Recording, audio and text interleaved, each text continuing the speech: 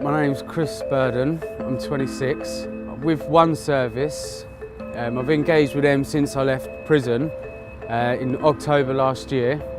I'd usually stay out of prison for around a matter of months before I went back.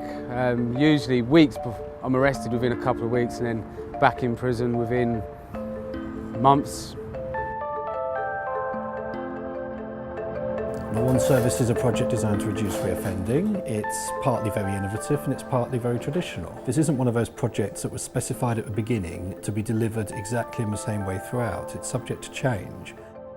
My name is Emily Wheeler and I'm the project manager of the sobering mentoring element of the One Service. So the multi-agency approach working in one office, it is great. We get to all share ideas, share best practices, share bad practices and where we can improve. We're also working alongside Ormiston, SOVA, Mind and now John Land Training as well. The clients benefit from the multi-agency approach in the way that we are all here and they can access all the different agencies in one office and even one building.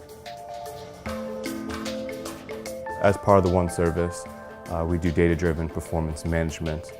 The idea is to really understand the needs profile of our clients and then adapt and respond on an ongoing basis. And this requires us understanding what's being delivered and also what's not being delivered. Before I did this project, I genuinely didn't know how long people were engaging with our Through the Gate services because we'd never analysed it properly. We can download that raw data, put into Excel and other programs, and do analysis to see where everyone is in their client journey. One example could be, for instance, through data analysis we found out that a significant amount of the population that we work with shows some low-level mental health issues. So we've decided to commission a mental health service support for low-level needs. The way it's funded means that we can be so much more flexible, and if volunteers have ideas of what clients would like to do, of new things that we can fill their time with, there's ability to spend money in other projects that's not there.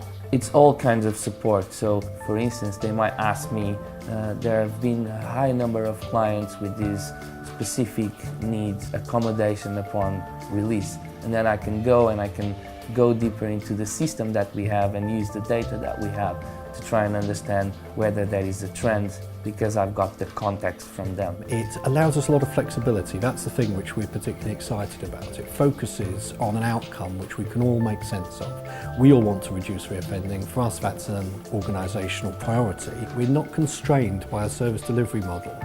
We are constrained by hitting an outcome, and that gives us a lot more flexibility to innovate.